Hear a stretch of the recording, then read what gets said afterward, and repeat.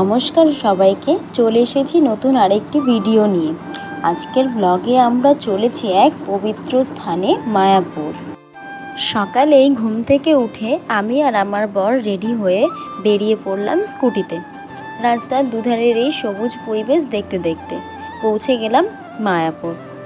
হাজারো ব্যস্ততার মাঝে এক টুকরো শান্তির খোঁজে। দীর্ঘ যাত্রার পর গাড়ি পার্ক করে আমরা হাঁটতে হাঁটতে পৌঁছে গেলাম মায়াপুরের মন্দির প্রাঙ্গণে।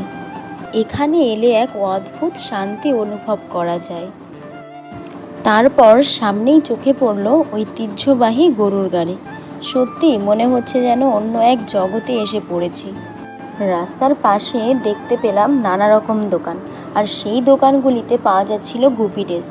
আমার ইচ্ছে ছিল আজকে গুপি ড্রেস পরে আসার, কিন্তু সেটা আর হলো না। আমি আর আমার বর হাসতে হাসতে মজা করতে করতে এই রোদের মধ্যে প্রায় চলে এসেছি মন্দিরের ভেতরে। সেখানে এসে একটু বসবো বলেই ঠিক করেছিলাম। তারপর কিছুক্ষণ দুজনা একটু ছায়ায় বসে বিশ্রাম নিলাম। মন আর শরীর দুটোই যেন সতেজ হয়ে উঠল। এরপর টিকিট কেটে চললাম ভোগ খেতে। ভোগ খাওয়ার জন্য যদিও আমাদের আগে থেকেই টিকিট কাটতে হয়েছিল। তারপর এখানে এসে দেখি হাইরে লাইন, একটা বিশাল লম্বা লাইন, মানুষে ভর্তি। গরমে ভিড়ে সবাই অপেক্ষা করছে ভোগ খাওয়ার জন্য, তাই আমরাও লাইনে দাঁড়িয়ে পড়লাম।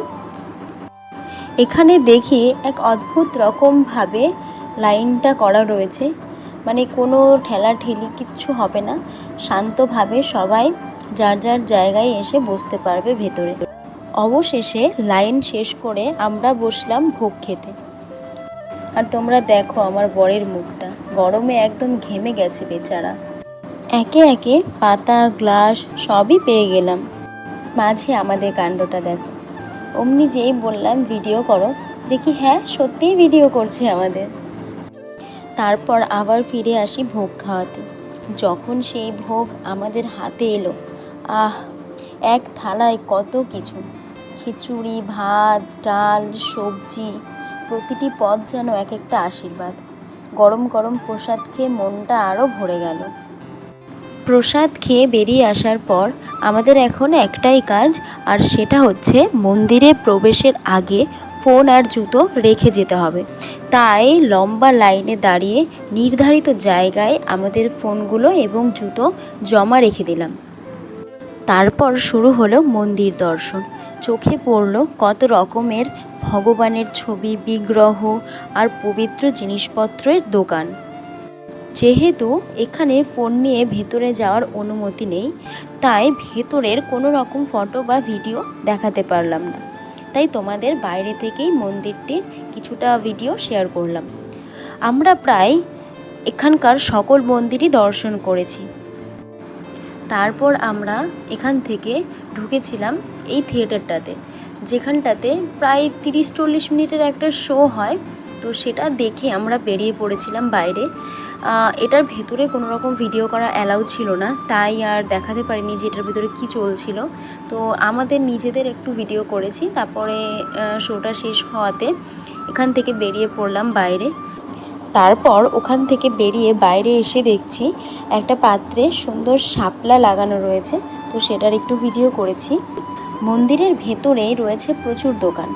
এখানটাতে পাওয়া যাচ্ছে প্রায় সকল জিনিসই, সমস্তটাই ভগবানের জিনিস। তো তোমরা কেউ চাইলে এখান থেকে নিজেদের বাড়ির জন্য কিছু কিছু জিনিস নিয়ে যেতে পারো কিনে। আমি আর ভেতর থেকে দেখালাম না কি আছে না আছে। আমরা চেষ্টা করেছি প্রায় সবটাই দেখার এবং তোমাদেরকে দেখানোর। এমনকি আমরা গিয়েছিলাম গোশালাতে। এই যে দেখতে পাচ্ছ দুজনে এখন হাঁটতে হাঁটতে গোশালার দিকে রওনা দিচ্ছি। তো তাও রাস্তার মাঝখানে দুজনের খুনসুটি তো লেগেই আছে। আমরা চলে এসেছি গোশালাতে, আর যেখানে ছিল অনেক গরু, আর তাদেরকে অনেক পরিষ্কার পরিচ্ছন্নভাবে রাখা রয়েছে। এই গরুগুলোকে অনেকে আদরও করছিল, যদিও আমার ভয় লাগছিল বলে আমি আর তাদের গায়ে হাত দিইনি। তো এখানে অনেক রকমের গরু রয়েছে। কিছু কিছু গরু আছে যেগুলো তো অনেক বয়স হয়ে গেছে, তাও তারা ওখানে একদম নির্দ্বিধায় দাঁড়িয়ে আছে। গোশালার পাশে খেলাম খাঁটি দুধের তৈরি দই। আর সবচেয়ে মিষ্টি মুহূর্ত কী ছিল জানো? যখন আমার বড় মাকে দই খাইয়ে দিচ্ছিল। এরপর আবার একটু বিশ্রাম, দুজনের মধ্যে একটু খুনসুটি, একটু হাসাহাসি।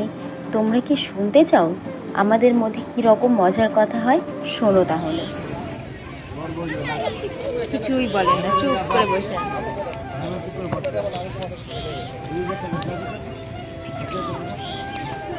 কিছু তো বলো।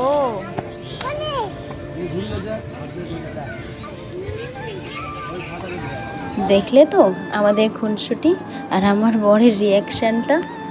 মন্দির চত্বরেই গাছের ডালে দেখতে পেলাম একটা ছোট্ট কাঠবিড়ালি, যেন প্রকৃতিও অংশ নিয়েছে এই পবিত্রতায়। এইভাবেই দিনটা কেটে গেল এক আনন্দ, এক শান্তি আর ভালোবাসার পরিবেশে। শেষে সোজা রওনা হলাম বাড়ির পথে। মায়াপুর থেকে ফিরলাম বটে, কিন্তু মনটা এখনও থেকে গেছে সেই পবিত্র স্থানে। আমাদের মায়াপুর ভ্রমণের সমাপ্তির সাথে আজকের ভিডিওটাও এই পর্যন্তই। আজকের ভিডিওটা এখানেই শেষ করছি। যদি ভিডিওটা ভালো লেগে থাকে তাহলে একটা লাইক করে দিও, কমেন্ট করে জানাও কেমন লাগলো ভিডিওটা। আর যদি এখনও সাবস্ক্রাইব না করে থাকো তাহলে সাবস্ক্রাইব করে পাশে থাকো। দেখা হবে পরবর্তী ব্লগে। ততদিন ভালো থেকো, সুস্থ থেকো।